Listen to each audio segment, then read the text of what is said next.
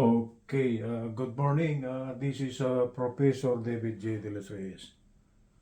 Okay, I want to tell you something for this morning. I will now be starting a long video format, and the subject matter will be alternating current circuits.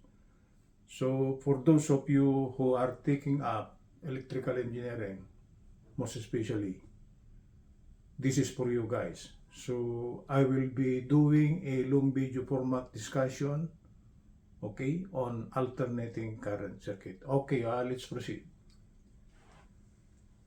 Since this is the initial lesson on alternating current circuit, long video format, okay, this is lesson number 1, alternating current circuit, lesson number 1. The title of the subject matter will be, this will be a discussion on circuit parameters. Okay, circuit parameters.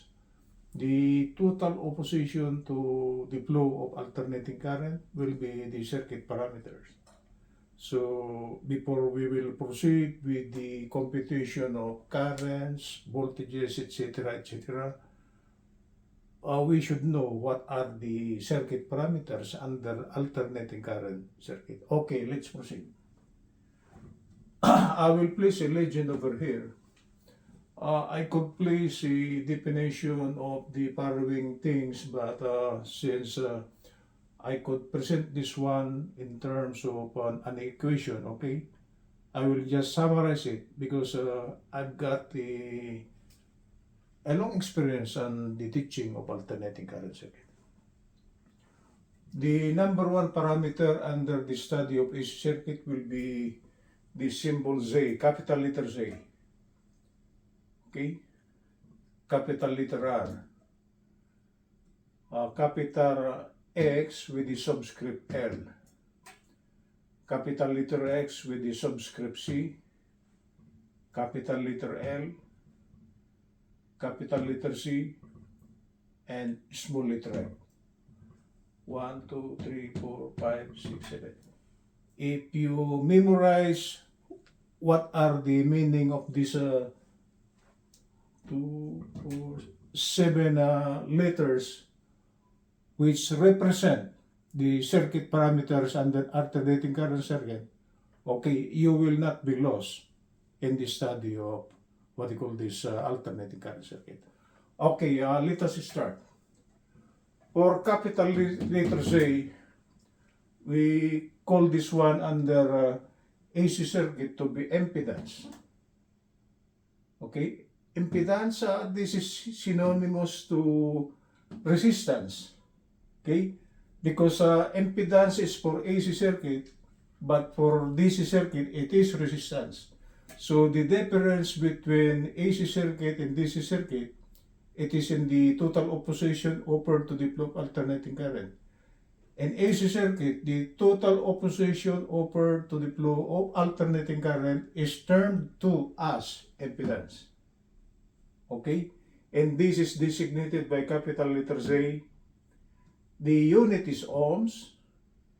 And the symbol for impedance, while you are computing circuit parameters, it will be the Greek letter omega. Omega, it is almost synonymous to ohms, right?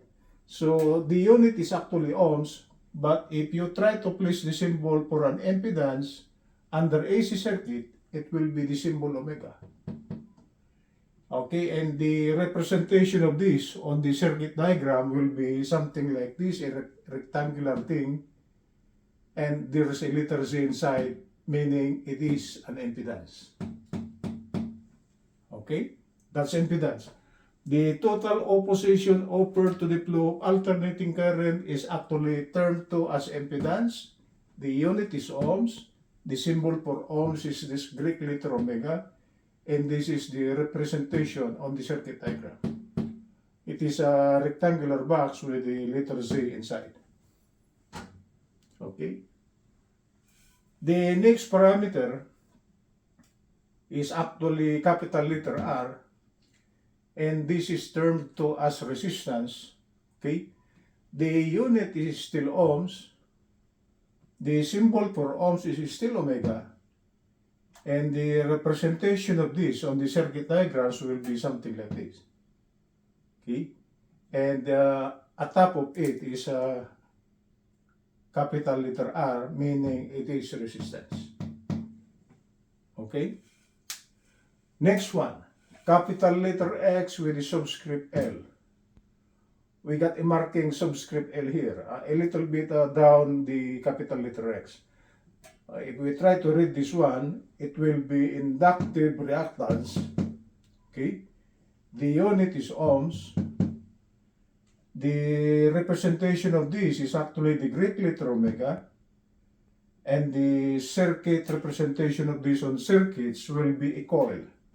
Okay, it is a coil. This is a coil. And with the designation capital letter L, meaning L refers to a coil. Okay.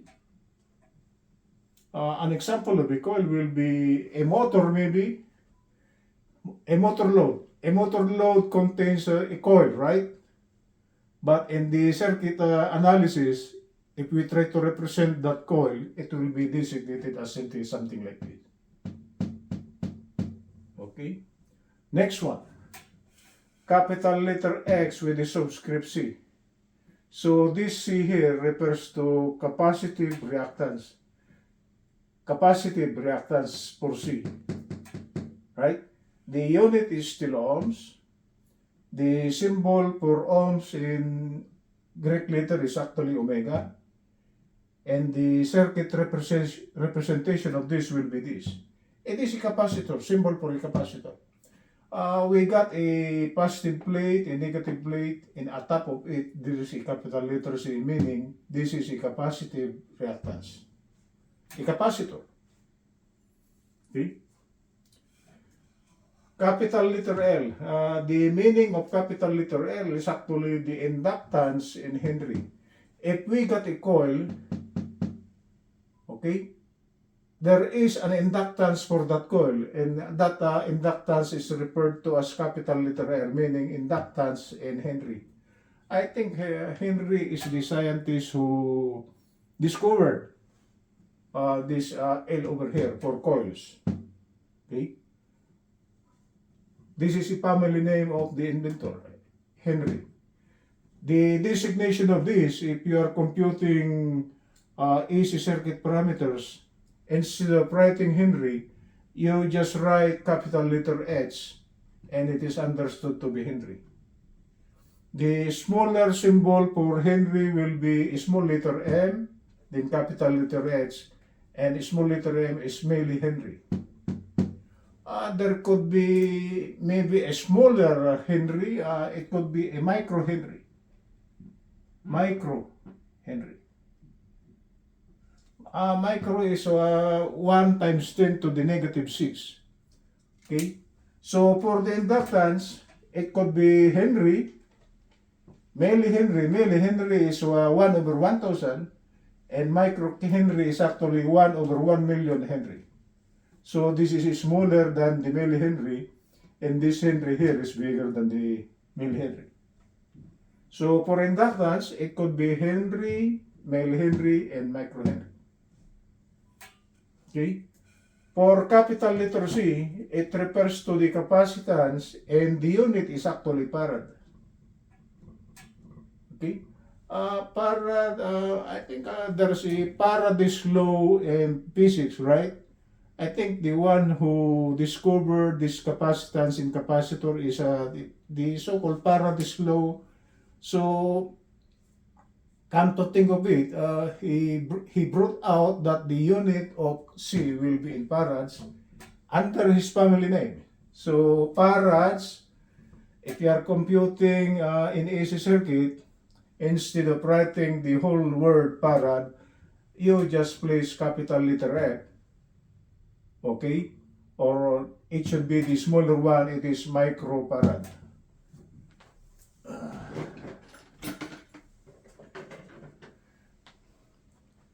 It is microfarad. It is something like this. We got a capacitor here, the voltage rating is 200 volts and the unit is 1000 microfarad. So this is microfarad. Okay? 200 volts, this is 1000 microfarad. So the unit of capacitance is actually in microfarad. Farad, this is already a very big value. The capacitance of capacitor for air conditioning units is actually in farads. Because maybe the capacitor for air conditioning unit will be something as big as this. So instead of placing the unit in terms of microfarad, okay, if ever you say a capacitor for air conditioning unit, the unit of the capacitance is actually given in farads. It's a big capacitor. Okay, that's a high voltage capacitor, and beware of that because there is a residual voltage on the plus and minus. It might kill you, right? What's next? Small letter f. Since alternating current, there's a frequency in alternating current. Okay, in our study of advanced mathematics, okay, the applied voltage will be something like this. Then the resulting current may be something like this. So we got a frequency. Okay, so that frequency is actually in cycles per second. And actually, the one who discovered this frequency is actually, I think the family name of the inventor is Hertz. It is Hertz. It is just like the family name of the Hertz rent-a-car, right? Hertz. Or if you are computing problems under AC circuit, you just place the unit of frequency to be capital letter H, then small letter C. It is understood to be hertz or cycles per second.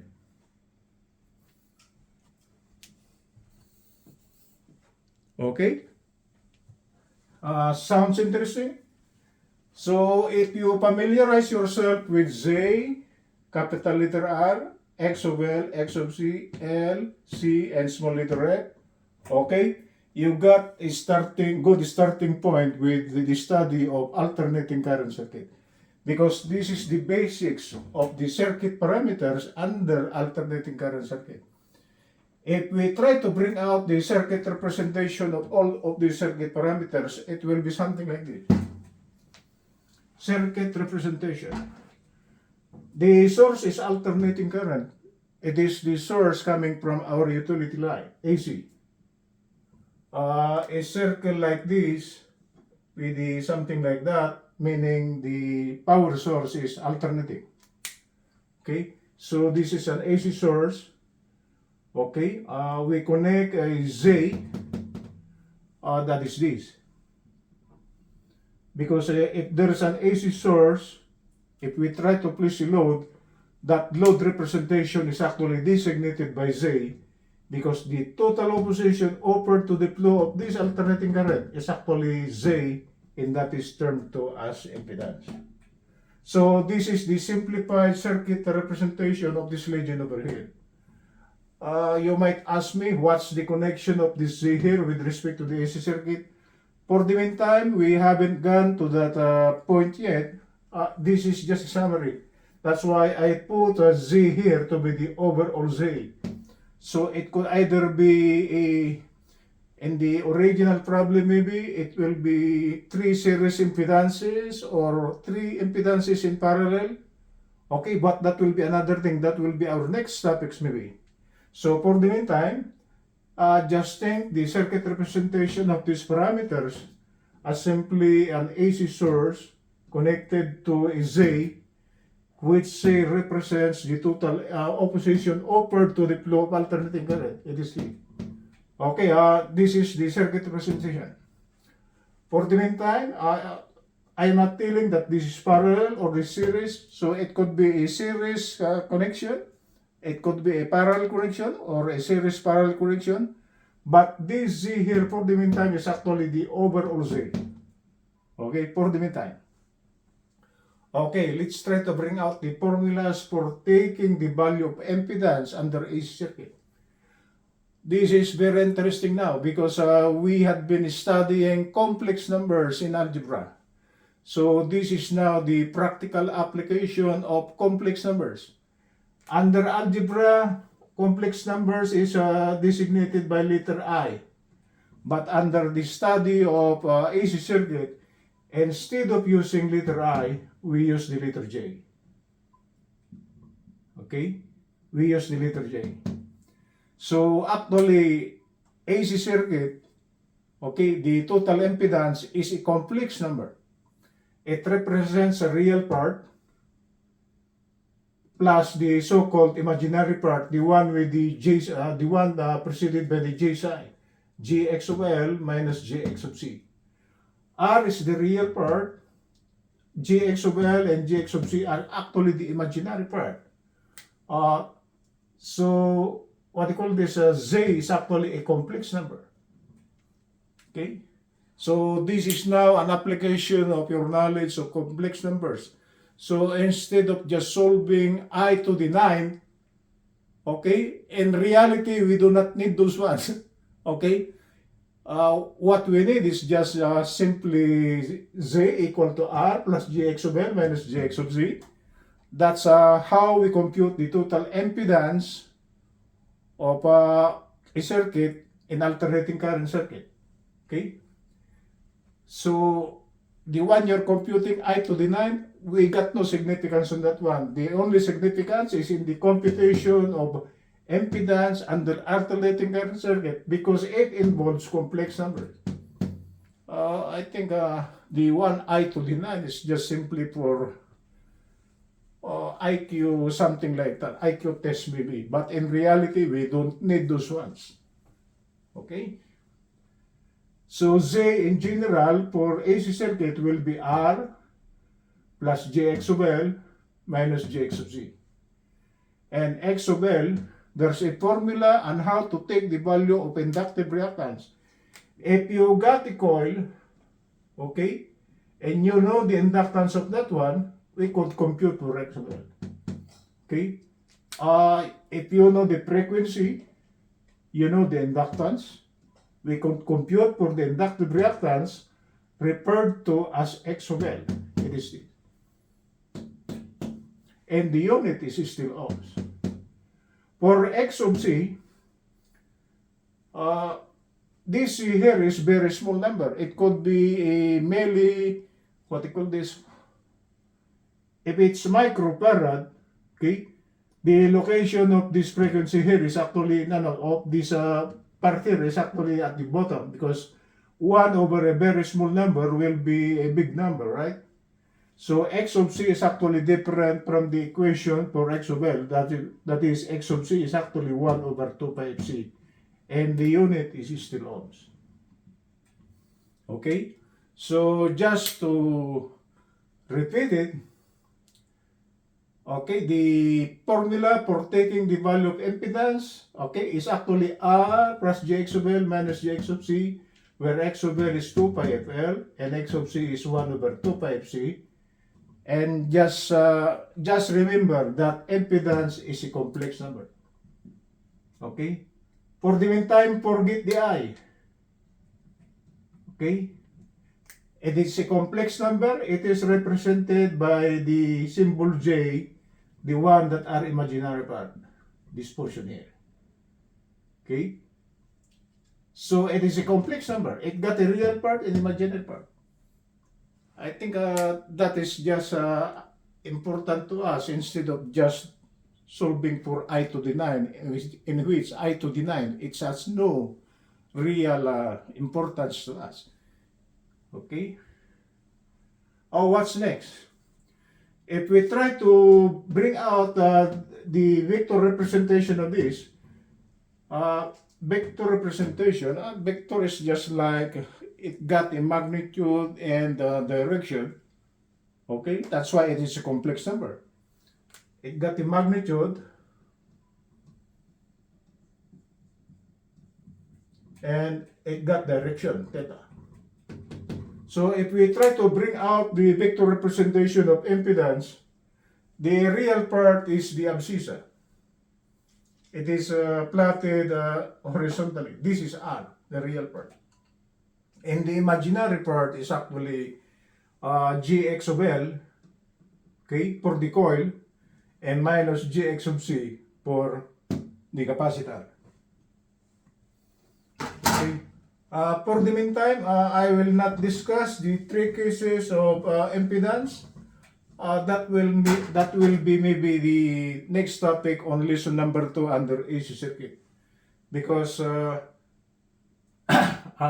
the impedance there will be three cases. It will be what they call this case number 1, 2, and 3. But that will be a next topic. Case number 1, I will just give you a preview, right? If Gx of L is equal to Gx of C, okay, the magnitude are equal. What will come out will just be simply, okay, if they will cancel out, the value of Z will be equal to simply R. Okay, if this cancels with this. Case number 2, if X of L is greater than X of C, okay, the resulting vector diagram will be something like this. This is X net, this is R, and this is A, and this is angle theta. Okay, that will be for case number 2. If the value of X of L is greater than X of C, the resulting vector diagram will be a right triangle, okay, on the upward portion. For the first one, it will just be simply a horizontal line in which the value of R is equal to Z. For case number 3, okay, this is just a preview. If X of C is greater than X of L, if this one here is greater than this, whether we like it or not, our vector diagram should be a right triangle that that will be directed downward, right?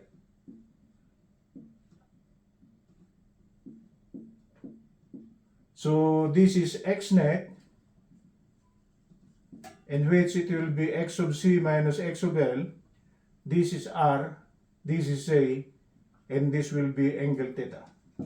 So you can see that when X of C is greater than X of L, we got a negative angle, okay?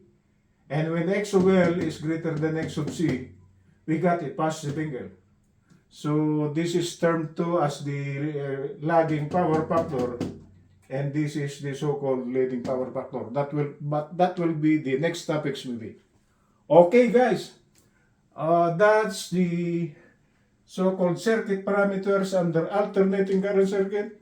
So as start for lesson 1 under the study of AC circuit, it will be the familiarization of the circuit parameters. I will repeat it for the last time before we go for this morning.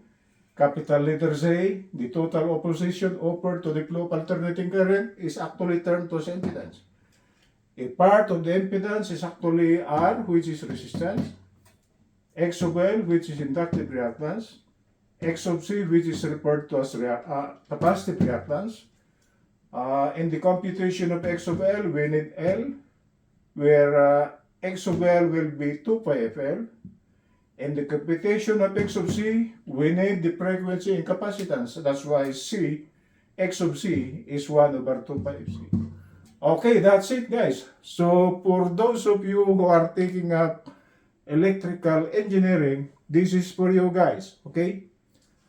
This is a long video format. If you want to subscribe to my channel, if you want to watch my long video format under AC circuit, you can subscribe and look for the discussion on AC circuit, okay?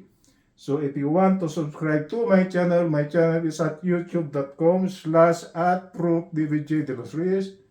If you want to share it, please click share. Good morning from Los Angeles.